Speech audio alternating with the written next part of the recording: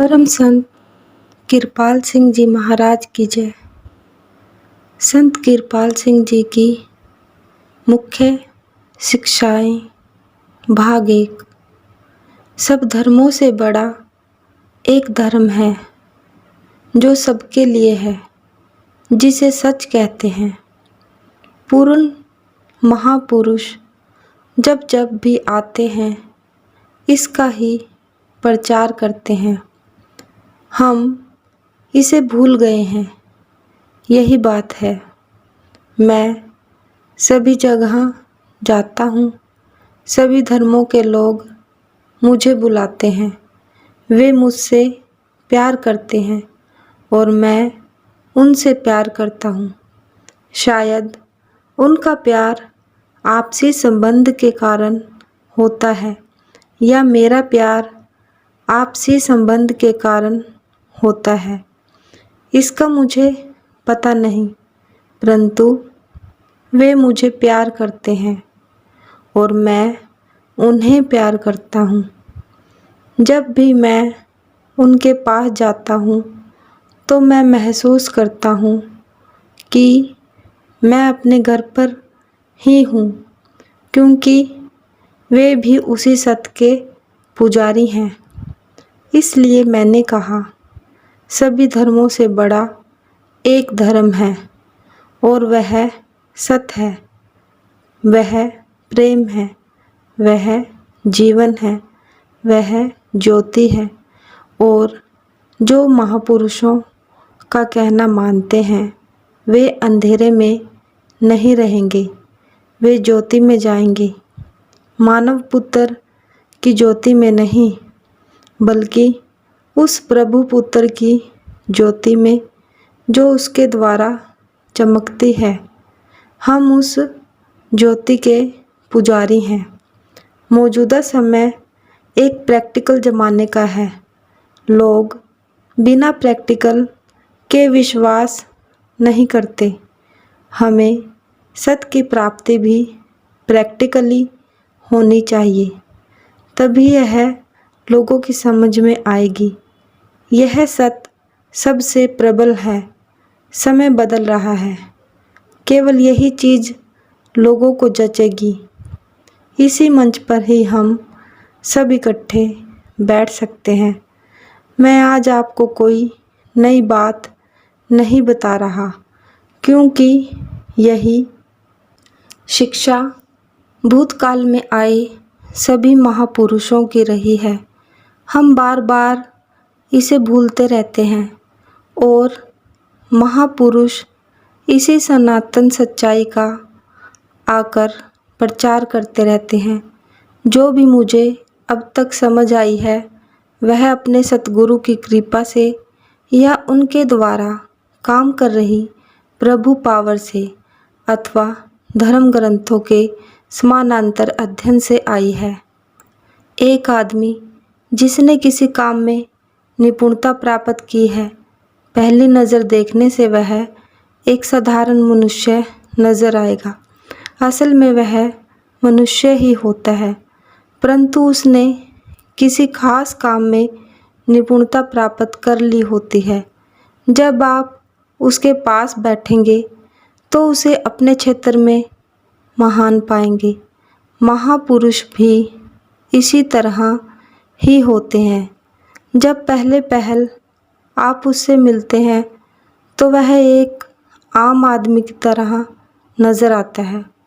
वह खुद भी आपको कहेगा, मैं इंसानी तौर पर आपसे बात कर रहा हूँ, मैं आपकी तरह ही इंसान हूँ। मुझे अपने सतगुरु के चरणों में बैठने का सुनहरा अवसर मिला है, जिससे मैं रूहानियत के रास्ते पर तरक्की कर सका हूँ। जो प्रभु पथ की तलाश में हैं उनका स्वागत है।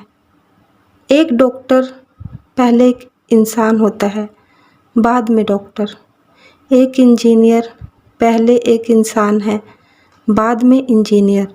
इसी प्रकार एक रूहानी पुरुष, एक सतगुरु पहले एक इंसान होता है, बाद में रूहानी मार्गदर्शक होता है। मनुष्य में महान संभावनाएं छिपी हैं। मनुष्य महान है। जिसने किसी क्षेत्र में निपुणता प्राप्त की, वह आपको, यदि आप उसी क्षेत्र में जाना चाहते हैं, मार्गदर्शन दे सकता है। योगियों के भी दर्जे हैं। कुछ योगी होते हैं, कुछ योगीराज या योगीश्वर। योगियों के 2 दर्जे हैं। योगी आमतौर पर पहले स्थान सहसार या सहसदल कमल तक पहुँचते हैं। योगीश्वर तीसरे स्थान तक जाते हैं और थोड़ी अंदर डुबकी लगाते हैं। संत सच्चे पिता के सच्चे घर सतनाम तक पहुँचता है। एक परम संत होता है जो तीनों स्थानों को पार करके अशब्द में लीन हो चुका होता है। ये दर्जे हैं। कई लोग पहले दर्जे के होते हैं और कुछ दूसरे या तीसरे दर्जे के होते हैं। कुछ लोग ही तीनों स्थानों को पार करते हैं, जो बहुत थोड़े होते हैं। जो निरंतर चौथे लोक में आते हैं, उन्हें संत कहा जाता है। चौथा लोक बंटा हुआ है। कुछ इसे एक ही लोक कहते हैं तो कुछ 2 भागों में बांटते हैं। सतलोक, सचखंड कहें या और कुछ, अशब्द रूपी प्रभु के प्रकाश से प्रकाशवान है। आगे के कुछ दर्जे लय होने के हैं। उन्हें अलख, अगम, अनामी, स्वामी, राधा स्वामी, निर्मला, महादयाल या किसी और नाम से पुकारिए। यह सर्वोच्च दर्जा है। मेरे द्वारा बढ़ते शब्दों के अंतर पर ध्यान दीजिए। मैंने कहा कि सतनाम उस अशब्द प्रभु के इजहार होने का पूर्ण रूप है। ऊंचे मंडलों में आत्मा लीन होकर अशब्द रूप हो जाती है। जहाँ ज्योति और नाद नहीं होते, वे ऊंचे मंडल हैं। अंतिम अशब्द रूप मंडल में कोई ज्योति और ध्वनि नहीं है। यह तभी आती है जब आत्मा इजहार रूप में आती है। विभिन्न मंडल हैं जिन्हें आप सचखंड, अलख, अगम और अनामी नामों से पुकार सकते हैं। अशब्द रूप को अनाम, महादयाल, राधा स्वामी और दूसरे कई नामों से जाना जाता है। गुरु जब शिष्य को पथ पर चलने के लिए नाम देता है, वह उसको तब तक नहीं छोड़ता जब तक कि उसे सत्पुरुष की गोद में ना पहुंचा दे। फिर सत्पुरुष उसे अलख, अगम और अनामी तक पहुंचाता है। गुरु का बड़ा काम कठिन काम है। गुरु शब्द सुनते ही रूह कांप उठती है। परंतु आजकल लोग गुरु बनने के लिए बड़े उतावले रहते हैं और यह कहो कि वे इसे एक मनोरंजन समझते हैं। सच तो यह है कि गुरु खुद ही प्रभु होता है। जिस मनुष्य देह पर प्रभु खुद इजहार कर रहा होता है, उसे साधु, संत, महात्मा अथवा महापुरुष कहा जाता है। अब बसंत का मौसम आया है और भी कई संत अपनी खुशबू बिखेरेंगे और प्रभु कृपा से नाम के साथ जोड़ेंगे। यह एक क्रांति है, एक रूहानी क्रांति जो सब तरफ आ रही है। आप देखिए, ये सब लोग क्यों आ रहे हैं। भूतकाल में ये चीज़ें लंबे समय तक टेस्ट लेने के बाद लोगों के कानों में बताई जाती थी। आजकल यह खुलेआम दी जाती हैं। लोग बिना इस भेदभाव के कि उनका बर्तन तैयार है या नहीं, कुछ न कुछ प्राप्त कर रहे हैं। ज़माना बदल गया है। इसी चीज़ की ज़रूरत है। महापुरुष लोगों को इन चीज़ों का अनुभव देने आते हैं, क्योंकि मानव तन में ही हम इसे पा सकते हैं और किसी दूसरी योनि में नहीं। पुराने ज़माने में शिष्य को गुरु के पास कई कई साल रहकर सेवा करनी पड़ती थी। फिर तकरीबन 1 साल बाद जब गुरु शिष्य को फिट समझता था, तो उसे रास्ते पर डाल देता था। अब जमाना बदल गया है। अब सतगुरु शुरू से ही शिष्य को अपनी संभाल में ले लेता है, चाहे वह पापी हो, सबसे बड़ा पापी हो या कम पापी हो। हम सब पापी हैं। वह एक साथ दो काम करता है, एक उसे साफ करने का तथा दूसरा अंतरीय रास्ते पर डालने का। वह डायरी या इसी तरह का कोई दूसरा ढंग बताता है। अगर किसी पेड़ को काटना हो तो पहले तने की बजाय टहनियों को काटना ठीक रहता है। जीवन की पड़ताल टहनियों को काटने के समान है। तना अंदर में शब्द पावर के साथ जुड़ने से ही कट सकता है।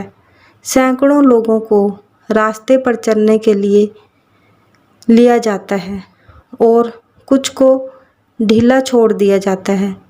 कभी कभी वे छोड़ जाते हैं। क्यों? क्योंकि अंतर में गुरु से नहीं जुड़ते। वह आपका सच्चा हमदर्द है। आप इसको किसी प्रकार भी लीजिए, परंतु मेरे ख्याल में दिल की गहराई से हर आदमी जानता है कि वह खुद कैसा है। अगर मैं सच बताऊं कि आपने पाप किए हैं, दौड़ जाओ। मेरे विचार से कोई भी मेरे पास आने के लिए नहीं बचेगा। मुझे बताइए, उस हालत में यहाँ कितने बचेंगे? महापुरुष सब कुछ जानते हुए भी प्रेम पूर्वक पापों को धोने की करते हैं। वे दिलों को नहीं तोड़ते। हर आदमी पापी है। हम सब पापी हैं। महापुरुष पापियों के लिए ही आते हैं। वे पहले उन्हें जगाते हैं और अंतर में जोड़ देते हैं। अब जमाना बदल गया है। कोई भी लंबे समय तक सतगुरु के पास नहीं रह सकता। उन्हें कुछ न कुछ देना पड़ता है। जो कुछ उन्हें मिलता है उसे जीवन की पड़ताल द्वारा बरकरार रखना चाहिए। नामदान के समय कुछ न कुछ ज्योति और नाद का अनुभव दिया जाता है, जो कुछ दिन तक ठीक रहता है। परंतु अगर आप जीवन गंदा हो, यदि आपका जीवन गंदा होता जाता है तो वह चीज़ खत्म हो जाती है। जीवन की पड़ताल के विचार अथवा डायरी रखने से आप अपने कर्मों का पता लगा सकते हैं। मैंने इसे काफ़ी सोच विचार के बाद लागू किया है। शुरू में मैंने भी डायरी रखी है। अगर वाल्मीकि जैसा डाकू महात्मा बन सकता है तो आप भी बन सकते हैं। उधम सिंह नामक एक डाकू हमारे हुजूर के चरणों में आकर पूरी तरह बदल गया। कुछ डाकुओं को अब भी नाम मिलता है। नाम एक महान रहमत है। मन बुद्धि की पहलवानी से मुक्ति नहीं हो सकती। कबीर साहब ने स्पष्ट कहा है, साखी शब्द संदेश सुन मत भूलो भाई, संत मता कुछ और है जिन खोजा तिन पाई। साखी शब्द संदेश सुन मत भूलो भाई, संत मता कुछ और है जिन खोजा तिन पाई। रावण सब वेद शास्त्रों का पंडित था। इसके होते हुए भी उसे दुराचारी माना जाता है। और हम क्या कर रहे हैं? स्वांग रचना और झूठे प्रोपेगेंडे से आदर्श प्राप्ति नहीं होगी। हम सबको धोखा दे सकते हैं, परंतु प्रभु को नहीं। नामदान के समय से ही सतगुरु अदृश्य तौर पर सदा शिष्य के साथ ही बैठता है और उसके सब कर्मों पर नज़र रखता है। सतगुरु को अपने शिष्यों के सब कर्मों का पता होता है। डायरी के एक भाग में स्पष्ट कॉलम मिलेंगे। शायद ज़्यादातर लोगों में ये पाए जाते हैं और नतीजा खराब निकलता है, जो कि ठीक होना चाहिए। कभी कभी लोग मेरे पास डायरी लाते हैं और मैं कहता हूँ, ठीक है प्यारे भाई, आपका जीवन बहुत पवित्र है। क्या यह ठीक है? आपको ऐसी डायरी से तीसरे स्थान पर पहुंचा होना चाहिए। परंतु आपके नतीजे कैसे हैं? जो आपने इस बारे लिखा है वह बहुत कम है। हम हमेशा दूसरों की कमियां ढूंढने की कोशिश करते हैं, जो गलत बात है। नतीजा यह होता है कि हमारे अंदर भी वही कमी आने लगती है। एक बार four thought minus fear thought पुस्तक में जिक्र था कि प्रचारक जापान गए और उन्होंने हज़रत मूसा के एक हुक्म का प्रचार करना शुरू किया, आप औरतों को मत पीटो। लोगों ने हैरान होकर पूछा कि क्या आपके देश में लोग औरतों को पीटते हैं? यह उनके लिए नई बात थी। वे सब आपस में आराम से रहते थे। कहा जाता है कि इस प्रकार के लगातार प्रचार से कई साल बाद उन लोगों ने भी औरतों को पीटना शुरू कर दिया। आप देखिए, जब आप दूसरों को कोई काम करने से रुकने को कहते हैं तो खुद मत करो, मत करो, मत करो, नहीं तो उसका विपरीत असर आप पर होगा और समय पाकर आप भी वैसे ही बन जाएंगे। इसलिए हमेशा अपने आप पर ध्यान दो, अपने आप के सामने खुद सच्चे बनो, यही सबसे बड़ी योग्यता है। 40-50 साल पहले मैंने एक पुस्तक पढ़ी थी जिसमें उस लड़की का जिक्र था जिसका चेहरा इतना भद्दा था कि कोई उसे शादी नहीं करना चाहता था। उसने मायूस होकर अपना शहर छोड़ दिया और एक छोटे से गांव में रहने लगी, जहां सारा समय वह प्रभु की याद में गुजारती थी। इस प्रकार कुछ वर्ष बीत गए। याद रखिए, जैसे हमारे विचार होते हैं उसी प्रकार चेहरा और शरीर हो जाता है। आदमी के हर रोज के काम का अनुमान उसके बाहरी चेहरे की शक्ल देखकर लगाया जा सकता है। तो कुछ साल बाद एक आदमी ने उस लड़की से शादी करने की इच्छा प्रकट की, परंतु लड़की ने हैरान होकर कहा कि मैं तो वह लड़की हूँ जिसको सबने रिजेक्ट कर दिया है। उस आदमी ने कहा कि वह वाकई बहुत सुंदर है और कहा कि यदि उसके शब्दों पर विश्वास ना हो तो शीशे में देख लो। यह एक साधारण सी कहानी है, यह बताने के लिए कि किस प्रकार आदमी के लक्षण, आँखें, माथा और हाव भाव प्रकट करने के ढंग उसके विचार के अनुरूप बदल जाते हैं। जैसा आदमी सोचता है वैसा बन जाता है। किसी विशेष समय पर, जैसे हर तिमाही, निरंतर आपकी रूहानी तरक्की के बारे में जानकर मुझे खुशी होगी। जो आप देना चाहते हैं वह संक्षिप्त में दें, लंबी कहानियों का कोई लाभ नहीं। मान लो आप 8 पृष्ठ का पत्र लिखते हैं, कभी कभी तो 10 या 12 पृष्ठ के पत्र भी लोग लिखते हैं। फिर मैं क्या करता हूँ, छोटे पत्रों का उत्तर मैं पहले देता हूँ, लंबे पत्र मैं बाद के लिए रख लेता हूँ। ऐसा मुझे करना पड़ता है। इसलिए आप छोटा लिखें, मतलब की बात लिखें कि आप क्या चाहते हैं। वह पावर आपके अंदर है, वह सीधे आपकी सहायता करेगी। परम संत कृपाल सिंह जी महाराज की जय। एक बार इंग्लैंड से किसी ने मुझे लिखा, आप 2 शब्द प्रयोग करते हैं, कभी आप सतगुरु कहते हैं तो कभी सतगुरु पावर। इससे आपका क्या अभिप्राय है? सतगुरु पावर, क्राइस्ट पावर और शब्द पावर एक ही हैं। उसने मुझे लिखा, जब आप कहते हैं कि सतगुरु पावर है, इससे आपका क्या मतलब है? सतगुरु से अभिप्राय वह सतगुरु पावर, क्राइस्ट पावर या प्रभु पावर है जो मानव तन में प्रकट होती है। मैं इसे सतगुरु कहता हूँ। वह पावर हमें कभी नहीं छोड़ती। वह शरीर में कंट्रोल करने वाली शक्ति है। मानव देह प्रभु का मंदिर है। हम खुशकिस्मत हैं कि हमें यह मानव तन प्राप्त हो चुका है। मैं आपको बताता हूँ कि यह शिष्य बने रहने का मार्ग है। आपको चौकस रहना पड़ेगा, परंतु अगर आप कुछ समय तक इस पर अमल करेंगे तो यह आपकी आदत में शामिल हो जाएगा। फिर आप इस पर ज़्यादा देर चल पाएंगे और यह आपका स्वभाव बन जाएगा। आप इसके उल्टे नहीं चल सकेंगे, बिल्कुल भी आप इसके उल्ट नहीं चल सकेंगे। इसलिए क्यों नहीं मन की इस आदत से आप पूरा लाभ उठाते।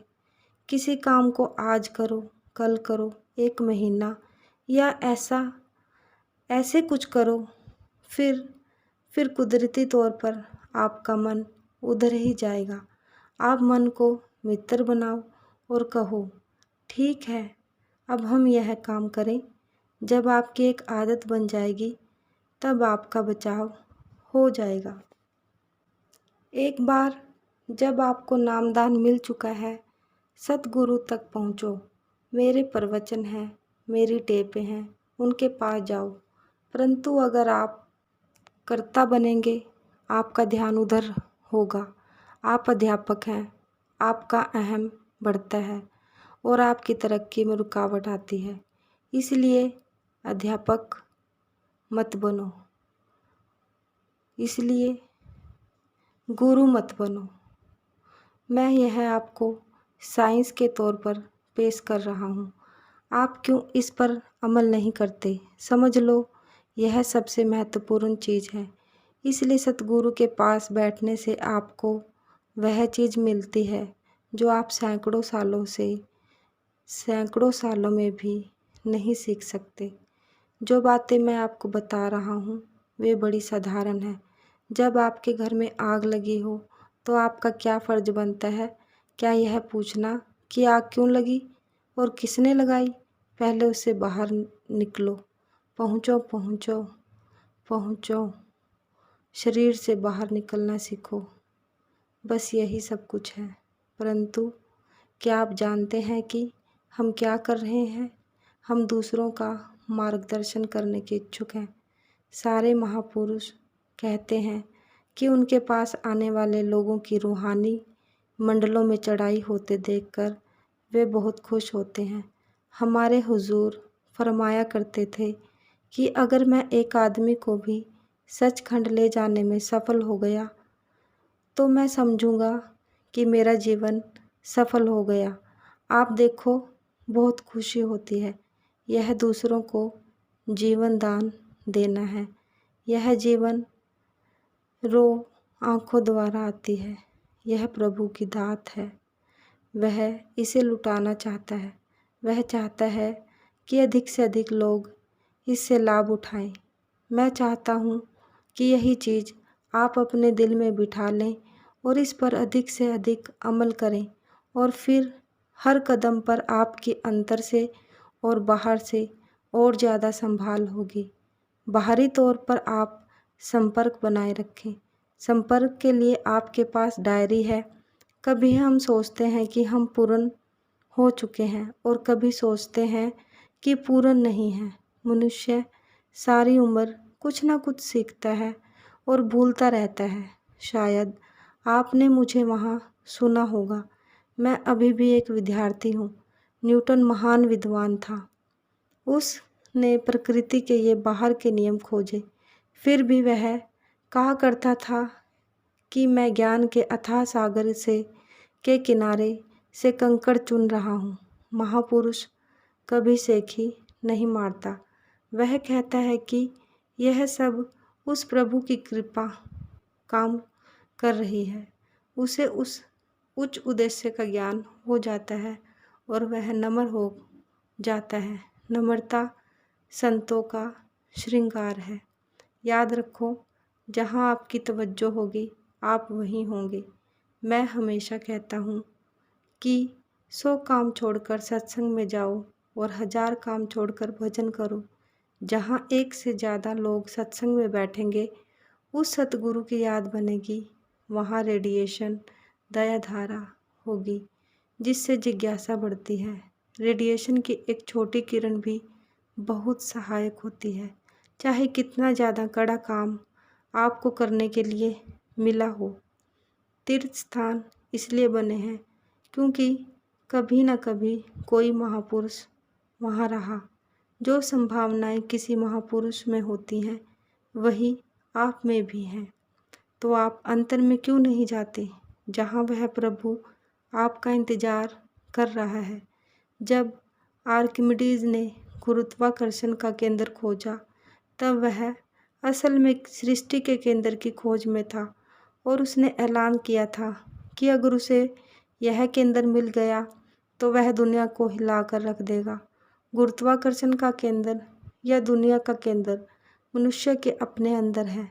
अंदर पूरे शक्तिशाली होने पर आप दुनिया को हिला सकते हो। महापुरुष जब आते हैं तो उनके साथ रूहानियत की बाढ़ आ जाती है। दूसरे लोग चिंघाड़ते हैं और भाषण देते मर जाते हैं। महापुरुष की जुबान से निकला एक ही शब्द दिलों पर मार करता है। कबीर साहब फरमाते हैं, झगड़ा एक निबेड़ो राम, तीर्थ बड़ो कि हरि को दास। आपको सत्य और असत्य का निर्णय करने की शक्ति प्राप्त है, तो असत्य में सत्य का पता निकालो। हज़रत मोहम्मद साहिब ने मक्का में नाद और ज्योति का अभ्यास किया और इसलिए कहा जाता है कि अगर आपने खुदा की बादशाहत में दाखिल होना है तो आपको एक बार अवश्य इस शहर की तीर्थ यात्रा करनी चाहिए। इस सवाल का ध्यान पूर्वक अध्ययन कीजिए, तब आपको मालूम होगा कि जिस ज्ञान की आप खोज में हैं वह आपके अंदर है, तो क्यों नहीं अंतर्मुख होते। मुझे समझ नहीं आती कि लोग गुरु बनने के पीछे क्यों भागते हैं। इसको अपना उद्देश्य बनाने से वे गुरु नहीं बन जाते। जब वे असल में गुरु बन जाएं, तब ही उन्हें गुरु कहा जाएगा। ऐसा बनने पर भी वे खुद को गुरु नहीं कहेंगे। गुरु कभी नहीं कहता कि मैं गुरु हूँ। वे कहते हैं कि यह प्रभु पावर काम कर रही है, मेरा पिता मुझ में बैठकर काम कर रहा है। वे कभी नहीं कहते कि मैं कर रहा हूँ। मानव पुत्र और प्रभु पुत्र में यही अंतर होता है। दूसरे जिनका अनुभव थोड़ा है, इसी तरह ही हाथ पैर मारते रहते हैं। परम पिता परमेश्वर संत श्री कृपाल सिंह जी महाराज की जय। संत श्री कृपाल सिंह जी महाराज की जय। बाबा साहब